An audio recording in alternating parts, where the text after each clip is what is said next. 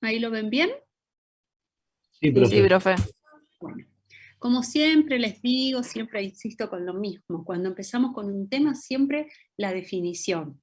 Esto es porque, lo dije 100 veces, ¿no? Pero que lo preguntamos y a veces saben el tema, pero no lo pueden definir. Lo que vamos a dar hoy son reflejos neurales. Vamos a clasificarlos y luego nos vamos a concentrar en los reflejos que afectan al músculo esquelético. Entonces, ¿qué son los reflejos neurales? Es lo que dice ahí en la diapositiva. Respuestas relativamente estereotipadas. Esto quiere decir que siempre se dan de la misma manera. Y son respuestas automáticas que se producen frente a un estímulo. En este tema es importante que ustedes tengan presente lo que vamos a definir. Esta es la definición de reflejos neurales. No es la definición ni de arco reflejo ni de circuito neuronal. Esto es, ¿qué es un reflejo neural? Es una respuesta estereotipada y automática frente a un estímulo. Para la clase de hoy, que vamos a trabajar específicamente sobre reflejos que afectan al músculo esquelético, ustedes tienen que recordar esto que vieron de médula espinal en el teórico del sistema nervioso central. Pero bien facilito, de esta manera lo tienen que recordar. Ustedes recuerden que la médula presenta astas posteriores y astas anteriores. Las astas posteriores son aquellas porciones que van a recibir las neuronas aferentes o las señales sensitivas, ¿sí? Y las astas anteriores son aquellas de las cuales van a emerger las señales eferentes o las neuronas motoras.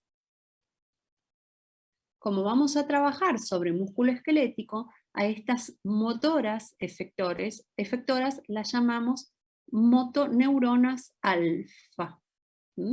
Son las neuronas motoras que inervan al músculo esquelético.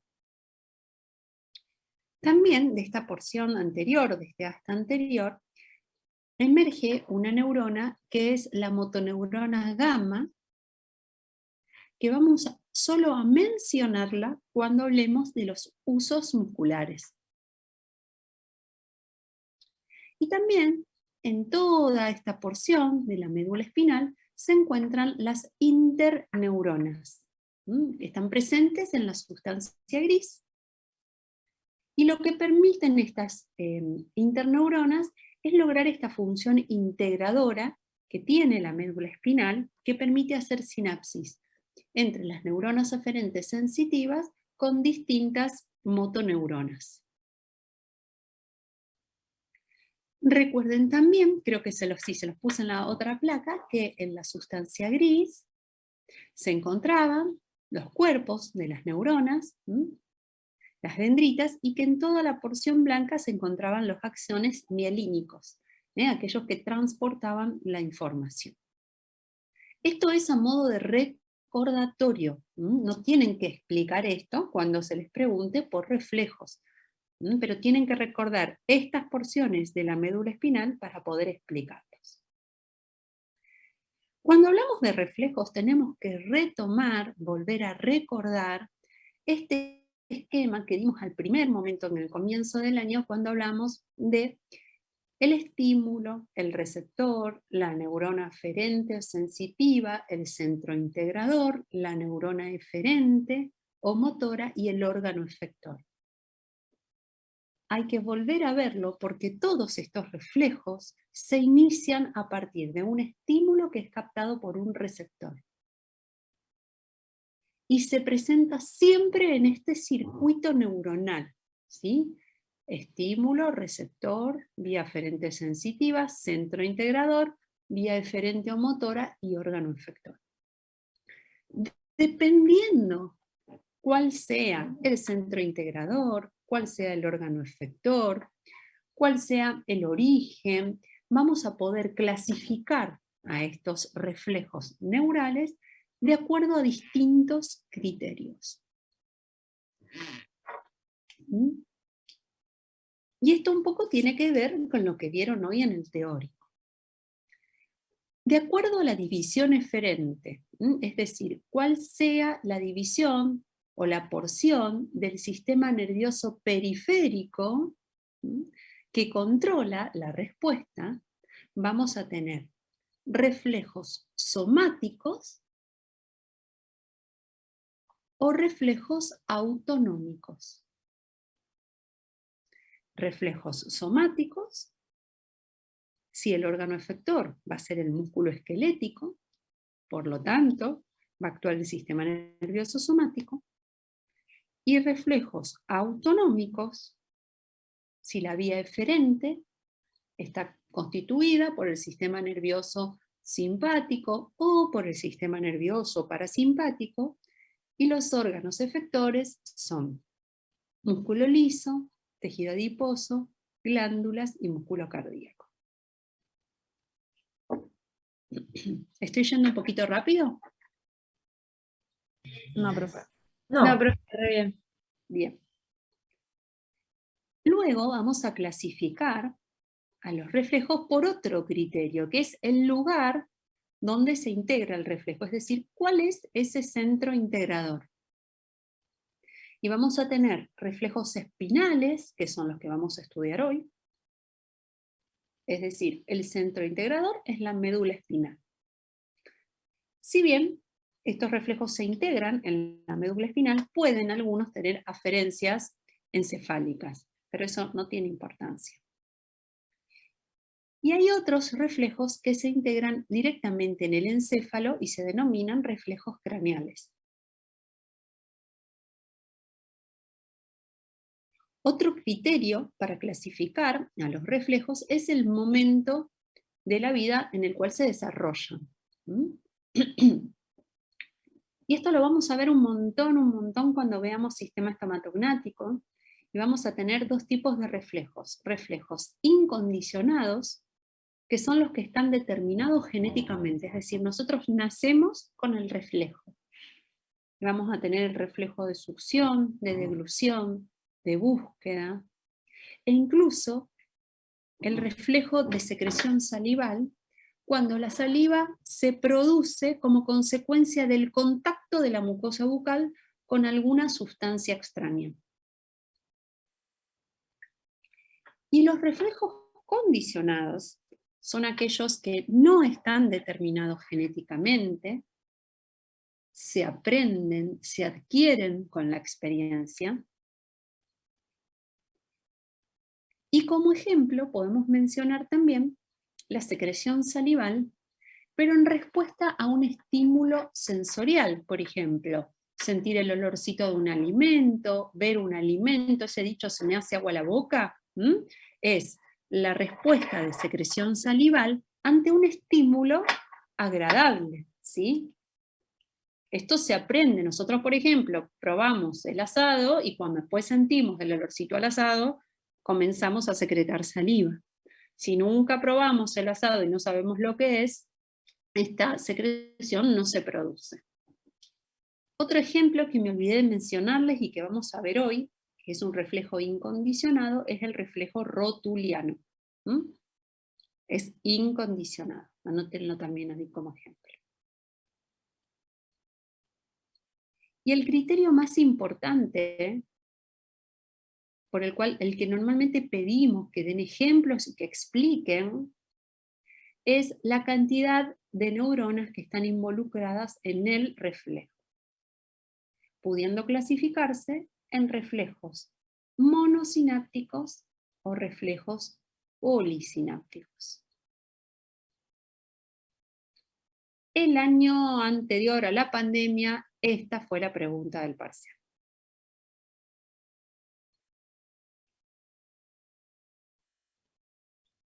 Bien. ¿Qué quiere Profe, decir? dijo monosináptico y el otro. Monosináptico, aquí lo tenés, mira, justo lo pasé. Ahí está, gracias. Polisináptico. Y aquí tienen, escúchenme por favor, si se les pide, realice un esquema, dibuje, realice un cuadro que describa el circuito neuronal responsable del reflejo, ustedes tienen que hacer este dibujito, estímulo, receptor, vía nerviosa sensitiva. No importa que hagan esto así a la perfección, pero tienen que ir mencionando cada uno de estos componentes que forman el circuito neuronal. ¿Bien? Espérenme que se me cayó una cosa. Acá está.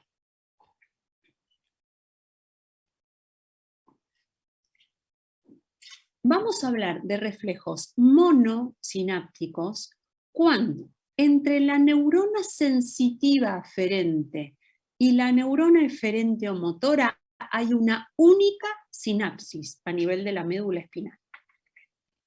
Fíjense, tienen el estímulo, el receptor, la neurona sensitiva. Esa neurona sensitiva ingresa por el asta posterior, hace una única sinapsis con la neurona motora directamente, y esa neurona motora se dirige, es la neurona eferente, y se dirige hacia el músculo esquelético para ocasionar una respuesta. Una única sinapsis interpuesta entre neurona aferente sensitiva y neurona eferente o motora. Y es polisináptico cuando hay más de una sinapsis entre la neurona aferente sensitiva y la neurona eferente o motora. Y es aquí donde aparecen estas neuronas que habíamos mencionado al inicio, que son las interneuronas. El circuito neuronal es el mismo, ¿sí? Tenemos el estímulo, el receptor, la neurona aferente sensitiva, pero cuando llega al centro integrador, esa neurona aferente hace sinapsis con otras neuronas que se denominan interneuronas. Puede ser una, pueden ser dos, pueden ser 20, y luego va a ser esa interneurona la que va a hacer sinapsis con la neurona eferente o motora. No hay una relación directa entre neurona aferente y neurona eferente. ¿Entienden la diferencia? Aquí participa una interneurona. Y aquí me adelanto un poquito a lo que estuvieron viendo recién con Nata. Los reflejos autonómicos del sistema nervioso autónomo siempre son polisinápticos. Recuerden que ustedes tienen una vía preganglionar y una postganglionar, o sea, hay una sinapsis en el medio. Siempre los reflejos del sistema nervioso autónomo son polisinápticos. Hay más de una sinapsis. Hay una fibra que parte del sistema nervioso y hace sinapsis con un ganglio, y a partir de allí parte otra fibra hacia el órgano efector. Los reflejos somáticos pueden ser monosinápticos o polisinápticos. Hoy vamos a dar un ejemplo de cada uno. ¿Esto está claro? Este dibujito se puede pedir. Con este título, este acá. Sí. Sí, Cata. Sí. Margui habla, Margarita. Perdón. No pasa nada. Si nos llegan a pedir el dibujito, ¿también es necesario ponerlo del asta posterior y anterior o no? No es necesario. No es necesario. Ustedes pueden hacer un esquemita como si fuera una H acá, pero por supuesto que siempre háganme entrar acá la neurona aferente. No me la hagan entrar, no me lo hagan al revés. Bien, ¿sí? bien. O pónganme posterior, anterior, como para una referencia. ¿Bien? Profe, Sí, a mí no me queda todavía claro la diferencia entre arco reflejo y los reflejos neurales. Como que el arco reflejo es el circuito neuronal, es lo mismo que decir circuito neuronal, es el conjunto de componentes involucrados en el reflejo. El reflejo es esa respuesta automática, estereotipada, prepotente, ahora voy a seguir agregándole cosas. Pero el arco reflejo es el circuito neuronal responsable de esa respuesta, con cada uno de sus componentes, amor. Creo que al final lo tengo en una plaquita, porque siempre se confunden también. O sea que primero se produce el arco reflejo y después se produce el reflejo. En realidad son dos definiciones de lo mismo, ¿sí? Claro. Vos decís, el reflejo es la consecuencia, pero para que el reflejo se produzca es necesario que participen todos estos componentes. Es una cuestión semántica, nada más. Sí, genial, genial. Ya me quedé. Gracias, profe. ¿Sí? Bueno.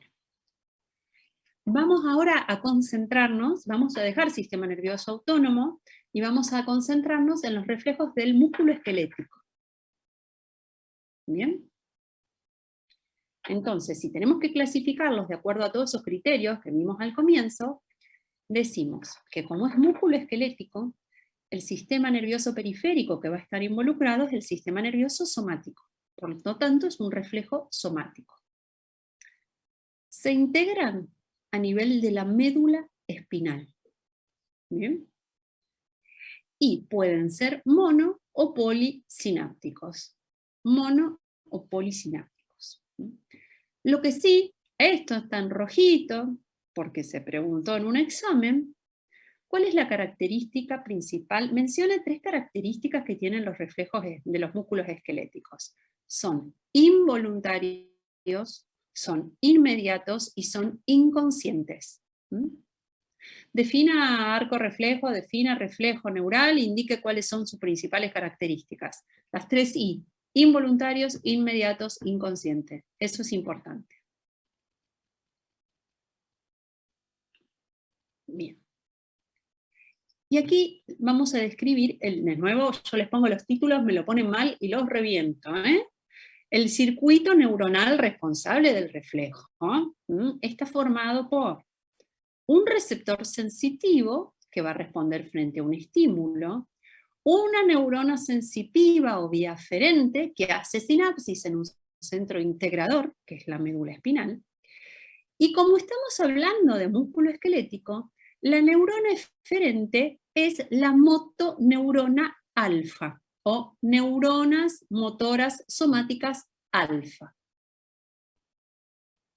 Porque el efector es el músculo esquelético, ¿sí? Y el efecto que vamos a lograr entonces es la contracción o la relajación muscular. En realidad, las motoneuronas producen contracción. No hay una motoneurona que produzca relajación. La relajación se produce como consecuencia de la falta de aferencia. Ese músculo no recibe la información que se tiene que contraer. Se inhibe la contracción, porque no es estimulado. Ahora, ¿cómo se llaman los receptores que se encuentran a nivel del músculo y que van a ser los responsables de captar los estímulos? Se llaman propioceptores. Van a estar en las articulaciones, en los ligamentos, en los músculos. Y de estos propioceptores vamos a tener distintos tipos. Los receptores que están presentes en las articulaciones, que regulan los movimientos de las mismas. A esto no le damos bolilla. Solo lo tienen que mencionar, pero no le damos ninguna bolilla. Nos vamos a concentrar en 2 propioceptores. Unos que son los usos musculares, que lo que van a sensar es la longitud del músculo. Y otros que son los órganos tendinosos de Golgi, que van a sensar la tensión muscular. Esto es importante, Bien. Este dibujo no se los pedimos. No se los pedimos. Pero, si ustedes leen el libro, se pueden confundir con algunos términos que les voy a explicar, pero que no revisten importancia. Esto nunca se ha preguntado. Vamos a hacer de cuenta que esto es un músculo. Todas las fibras que forman ese músculo las vamos a llamar fibras extrafusales. Son extrafusales. ¿Bien? Y entre todo ese conjunto de fibras del músculo. Y el órgano tendinoso de Golgi lo vamos a encontrar aquí, justo en la parte donde el músculo se une al tendón. Aquí. Si tenemos que describir cómo está formado ese uso muscular, volvemos a ver, todo esto es el músculo con sus fibras, que se llaman fibras extrafusales, y metidito en el centro se encuentra el uso muscular. Lo ampliamos. Esto que ven acá son las fibras musculares extrafusales, y esto que ven aquí adentro es el uso muscular. El uso muscular va a estar formado por 3 regiones. La más importante es esta que ven acá, que es la región central, que es una región que no es contractil. No es contractil. Y de aquí parten las neuronas sensitivas hacia la médula espinal. Y después tenemos los 2 extremos, que son estos que estoy marcando, que sí está formado por fibras musculares, y como están adentro del uso muscular, se llaman fibras intrafusales. Fibras intrafusales. ¿Se entendió eso? Profe, ¿podés volver a marcar las intrafusales? Sí, mi amor. Esto, chicos, la verdad, yo se los estoy explicando por si alguno lee el libro, pero nunca jamás se ha preguntado ni se ha pedido que se dibuje un uso. Esto no significa que no se pueda pedir, pero dentro de los años que estoy en la cátedra, esto no se pidió nunca en un parcial. Esta región blanquita acá, de esta que te estoy marcando acá, es la región central del uso, que es de donde parte la información hacia la médula, hacia el sistema nervioso central. Sí. Y estos 2 extremos, esto que estoy marcando acá, ¿ves? Son fibras contráctiles, pero distintas a las musculares. Se llaman fibras contráctiles intrafusales. Genial. Y estas fibras intrafusales son las que están inervadas por esa motoneurona gamma que yo mencioné al comienzo cuando explicamos médula espinal. Las extrafusales, que son estas, están inervadas por la motoneurona alfa. Y las intrafusales, que son estas, están inervadas por la motoneurona gamma. Repito que tampoco es tan importante, pero ya lo van teniendo para el final.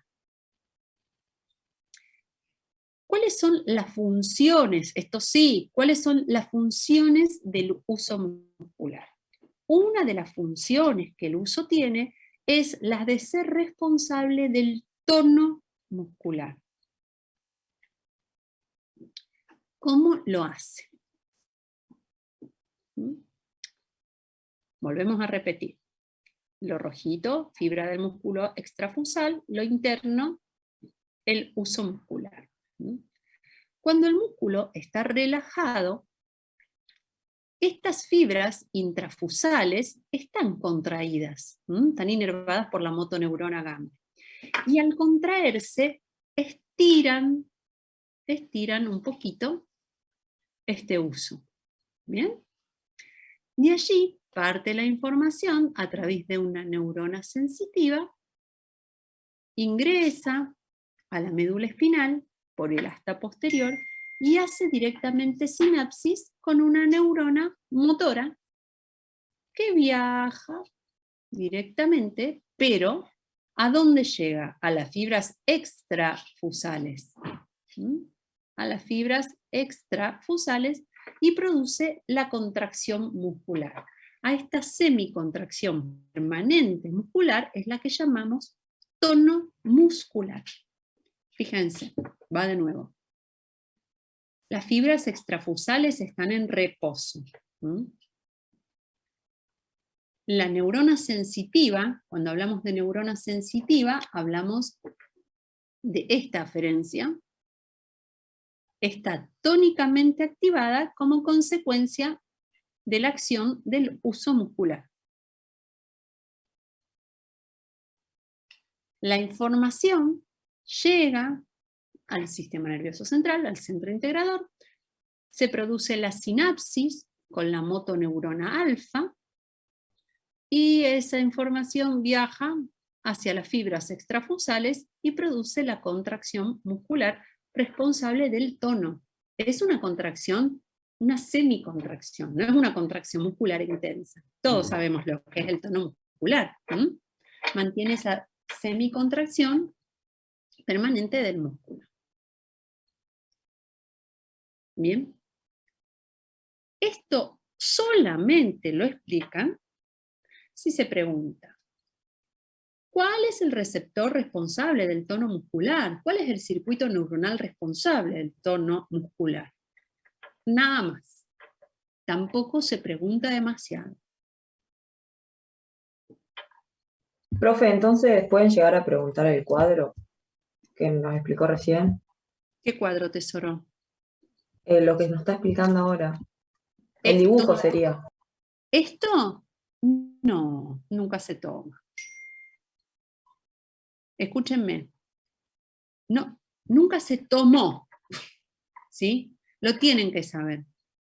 Yo les digo, lo que se ha tomado, yo les voy diciendo. La clasificación, la definición de reflejo, las 3 características involuntarias, todo eso. Y ahora lo que les voy a explicar, sí, se va a tomar. No le erren, por favor, en los ejemplos. Esto es solo si se pregunta tono muscular. ¿Cuál es el reflejo que origina el tono muscular? ¿Cuáles son los receptores que están involucrados? Pónganle que podríamos poner esto. ¿Bien?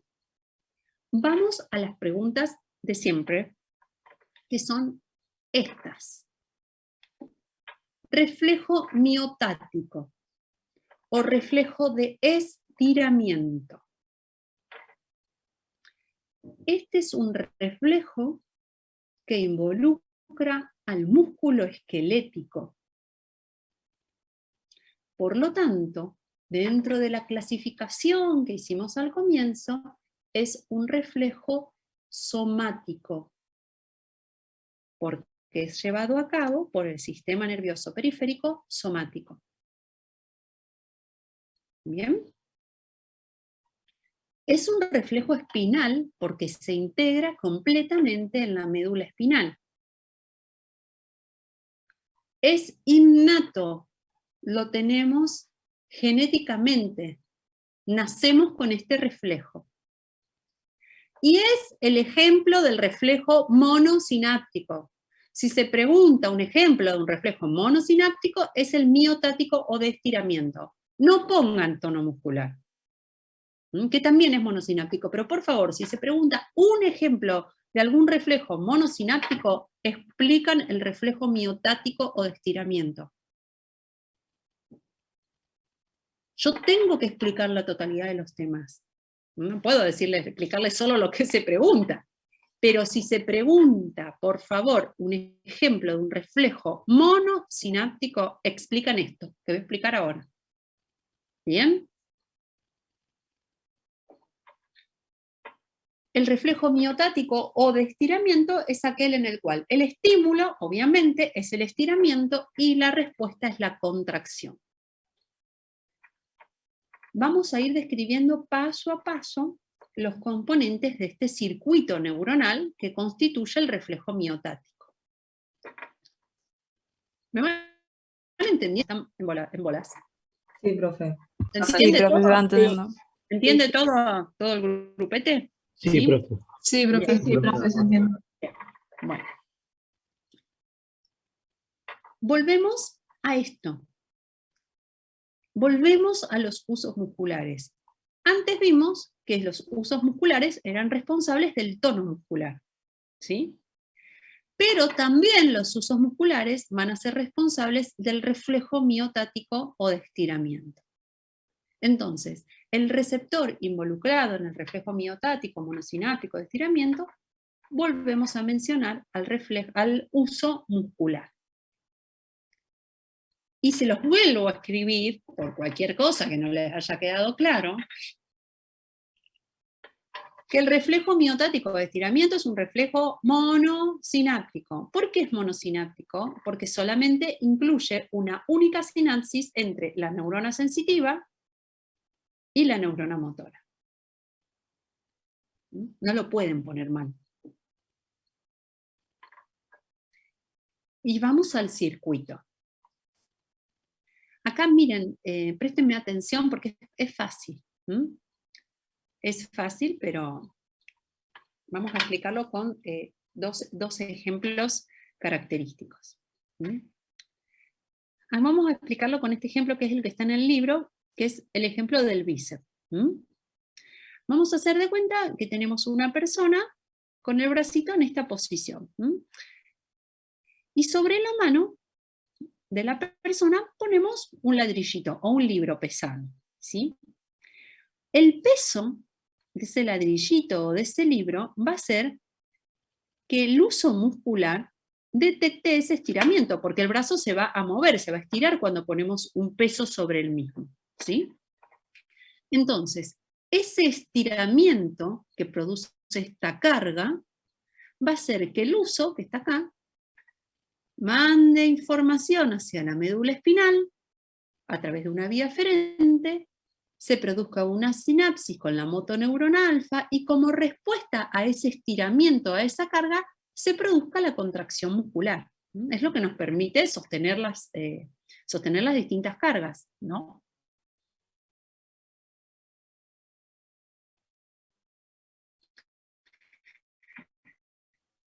Bien.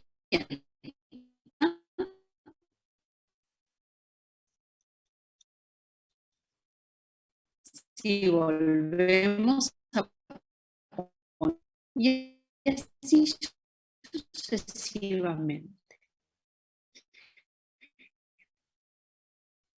Este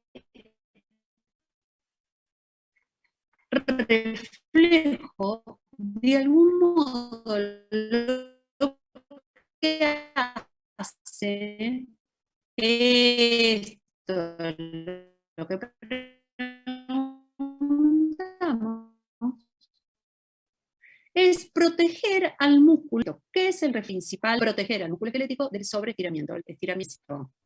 Por favor, porque me hacen unos dibujos divinos, pero no, o sea, genial, pero no tiene sentido. Ustedes pueden hacer esto.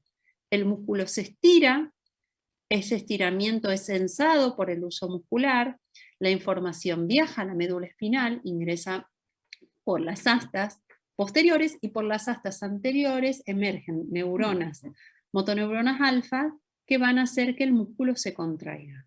¿Para qué? Para proteger al músculo del estiramiento excesivo. Y por si no les quedó claro, acá tienen el objetivo, el fundamento, el porqué de la existencia de este reflejo. Ustedes tienen que saber clasificarlo, saber cuál es el circuito neuronal y saber por qué es importante para nuestro cuerpo. Bien. El ejemplo más característico con el cual nosotros explicamos el reflejo miotático o de estiramiento es el reflejo rotuliano. Y acá, si no me están dando bolillo, están haciendo otra cosa o están copiando lo que están haciendo, por favor, préstenme atención porque acá se confunden un montón. Vayan siguiendo mi puntero. Este es el ejemplo que ustedes tienen que explicar, no el del bracito. Este es el que ustedes tienen que explicar si les pedimos que expliquen el circuito neuronal de un reflejo monosináptico. Y den un ejemplo. Ustedes explican el reflejo rotuliano. Este reflejo se inicia cuando un profesional con un martillito le da un Profe, golpecito. polisináptico, ¿no?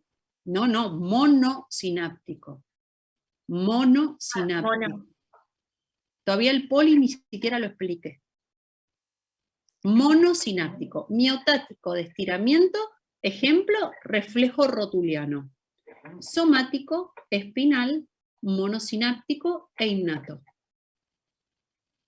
¿Lo repito? ¿Se quedó? Sí, por favor, repetilo, profesor. Bien. Reflejo, como dije, reflejo rotuliano. Es el ejemplo del reflejo miotático de estiramiento, que es un reflejo, de acuerdo a la clasificación, somático, espinal, innato y monosináptico.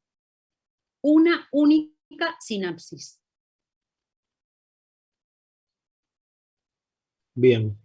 Bien, pero ahora ustedes se pueden confundir por lo que voy a explicar, así que préstenme atención. ¿Cómo se inicia? ¿Cuál es el circuito neuronal del reflejo rotuliano. El estímulo es golpear con un martillito, la percusión, acá está mejor escrito, la percusión sobre el tendón rotuliano, acá a nivel de la rodilla, ¿sí?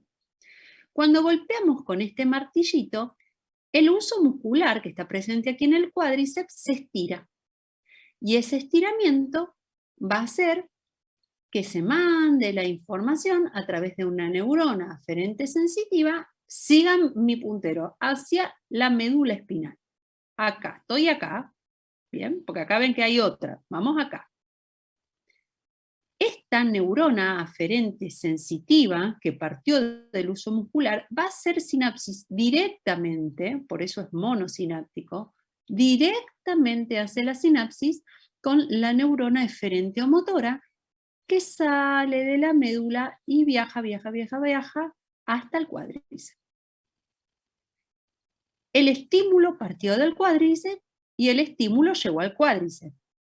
El estímulo fue el estiramiento de este músculo y la respuesta fue la contracción.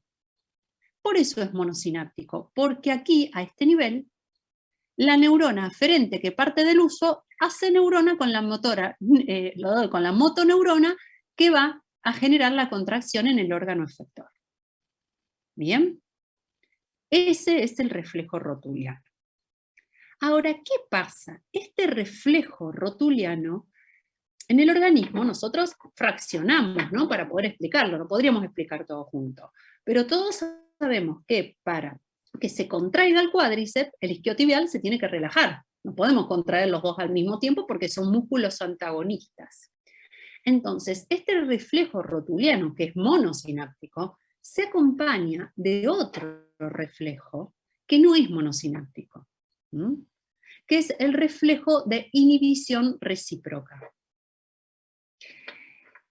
¿Qué implica este reflejo de inhibición recíproca? Que esta motoneurona, que es la misma, esta neurona sensitiva que partió del uso muscular, va a hacer sinapsis, acá se va a diverger, se va a dividir, una va a generar el reflejo monosináptico y la otra porción va a hacer sinapsis con una interneurona. Entonces, como participa la interneurona, ya sabemos que hay más de una sinapsis. Por eso es polisináptico el de inhibición.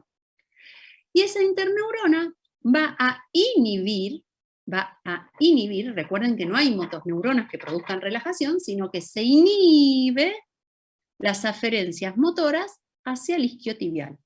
Y el isquiotibial se relaja. Tenemos este relajado y este contraído. Por eso es un reflejo de inhibición recíproca, porque yo necesito que esté exactamente en el estado opuesto del músculo antagonista para poder permitir el movimiento. Pero no se confundan, porque acá siempre por ahí se hacen un matete, porque son dos reflejos que van acompañados, pero en realidad el reflejo rotuliano es el que es monosináptico. El otro, el de inhibición recíproca, sí es polisináptico porque participa una interneurona. ¿Se entendió? Profe, yo te quiero hacer una pregunta. Dale. Si nos piden, como vos dijiste en el parcial, que hagamos el esquemita, ¿también explicamos el otro reflejo? Si lo sabés explicar perfectamente, sí. Si no, ni lo pongas. Ah, bueno, listo. Okay, vos podés explicar el reflejo rotuliano con el dibujito y después poner, para que este reflejo va acompañado del reflejo de inhibición recíproca que produce la relajación del músculo antagonista. Punto. No me aclares que es polisináptico, ¿sí? Ustedes lo tienen que saber, chicos, no es que ustedes solamente tienen que estudiar las 3 pavadas que preguntan, ustedes lo tienen que saber porque en caso de, por ejemplo, si el examen fuese oral o si fuera un examen final, esto ustedes lo tienen que saber explicar a la perfección, ¿sí? Pero ¿qué ocurre? Cuando están en un examen escrito y empiezan a escribir y se les mezclan las cosas, corto, conciso y correcto, ¿sí? Ahora, Sol, si te preguntan, rarísimo, explica el reflejo de inhibición recíproca, bueno, ahí sí tenés que explicar todo. Pero la pregunta es esta. La pregunta es, ¿cómo se clasifica los reflejos? De un ejemplo de un reflejo monosináptico. Y ustedes me explican esto. ¿Por qué es monosináptico? Me explican. ¿Ok? ¿Sí? ¿Todos lo entendieron? Profe, yo tengo una duda. ¿Vale? No sé quién me está hablando, bueno, te veo acá. Valentín, Vale, dale. sí. La vía aferente o sensitiva del reflejo de inhibición recíproca, ¿de dónde parte? Porque ahí hay una división, en la pantalla hay una Del uso. división de la vía, claro. Parte del uso muscular. O sea, ¿Mm? El receptor es el mismo. ¿Mm? sí. Pero cuando llega a la médula espinal, ocurre un fenómeno que nosotros no lo estudiamos, pero es que el de divergencia. Se divide esa neurona. Hay una porción que hace sinapsis con la motoneurona que inerva el cuádriceps. Y la otra hace sinapsis con una interneurona que va a su vez luego a hacer contacto, a hacer sinapsis con una neurona inhibitoria del isquiotibial. Bueno, bien, gracias. ¿Seguro? ¿Lo entendiste bien? Sí, sí. Bien. Bien. Sigo. Ustedes van a encontrar esto en el libro. Jamás se va a tomar. Yo no quiero complicarles la existencia, es una pavada, pero no quisiera complicarles la existencia. Yo voy a continuar con la explicación, y si después a alguno de ustedes le interesa que yo explique la coactivación alfa-gamma, lo hago. Es muy sencillo. Pero es solo para interesados. No se preguntan ni en el parcial ni en el final, y no es que no, es re fácil, pero a veces más explico y más se confunden. Por eso trato de achicar un poquito los temas. Entonces, esto quedó claro, ¿no? Que el uso muscular censa la longitud del músculo. Del uso muscular podemos derivar en dos situaciones, en el tono muscular y en el reflejo miotático de estiramiento, ejemplo, reflejo rotuliano. Ustedes me dirán, ¿para qué miércoles me explicaste lo del librito, lo de las cargas, todo eso, si no lo tengo que explicar y tengo que explicar lo del reflejo rotuliano? Lo expliqué para que ustedes puedan entender este reflejo, que es el reflejo que lleva a cabo el órgano tendinoso de Golgi. En este caso, pregunta de parcial, los órganos tendinosos lo que van a censar es la tensión del músculo. El uso censaba el estiramiento, como consecuencia de ese estiramiento generaba una contracción. El órgano tendinoso de Golgi lo que va a hacer es censar la tensión. Y cuando hay un aumento excesivo de la tensión muscular, va a producir relajación. Al revés. Y este dibujito, yo creo que ustedes no lo tienen en su libro. ¿Lo tienen? Ah, buenísimo, porque en la versión, yo tengo el último libro de Silverton y no está. Ah, buenísimo, genial. No lo vamos a pedir, pero es para que ustedes entiendan. Estábamos con este ejemplo antes, donde el uso detectaba el estiramiento cada vez que yo le ponía otro libro a esta manito, y contraía. Hay un punto en el cual es tal la cantidad del peso que yo le agrego a esa mano, es tal la cantidad del peso que tiene que soportar este músculo, que podría lesionarlo, ¿sí? Nosotros no podemos levantar un auto con la mano. Hay una cierta cantidad de tensión que ese músculo puede soportar. Cuando la tensión es excesiva, es detectada por este receptor, que es el órgano tendinoso de Golgi, y lo que hace, cuando la tensión supera el umbral compatible con la salud muscular, es generar la relajación. Nada más que esto tienen que saber del órgano tendinoso de Golgi.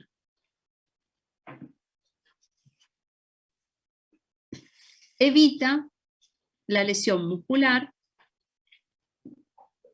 cuando la tensión del músculo es excesiva. Lo protege al músculo. ¿Se entiende? Bien. Siempre el foco está puesto en el reflejo miotático, en el uso muscular y todo lo que expliqué antes. Esto es a título informativo. Vamos al otro gran grupo, que es los reflejos del músculo esquelético, pero los polisinápticos. Y el ejemplo del reflejo polisináptico es el reflejo nociceptivo de retirada o reflejo flexor. Características que tienen que saber. Son protectores, porque nos protegen de un estímulo que potencialmente pudiera originar daño. Tiene un alto umbral, es decir, ¿no? Cualquier cosita, cualquier dolorcito nos va a hacer generar tremendo reflejo. Tiene que ser un dolor intenso. Y aquí dicen que son menos específicos, porque no es como en el otro que yo decía, bueno, se contrae el cuádriceps, se relaja el isquiotibial. En realidad, aquí hay mayor cantidad de órganos efectores, por eso es polisináptico, porque a nivel de la médula espinal del centro integrador hay varias sinapsis. Y esto es lo más importante, son prepotentes. Esto quiere decir que por más que se estén produciendo en ese momento otras funciones, otros reflejos, prevalece el reflejo nociceptivo, justamente porque es protector.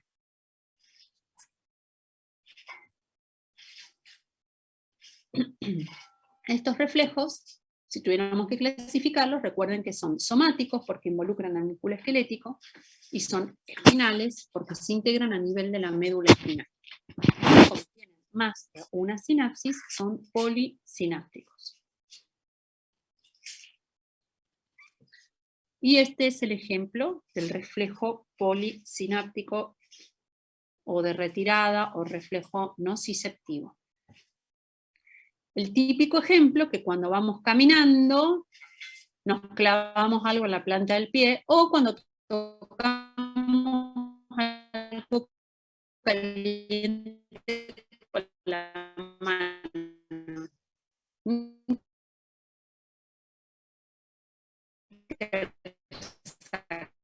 Sacamos la mano en forma rapidísima. En este caso,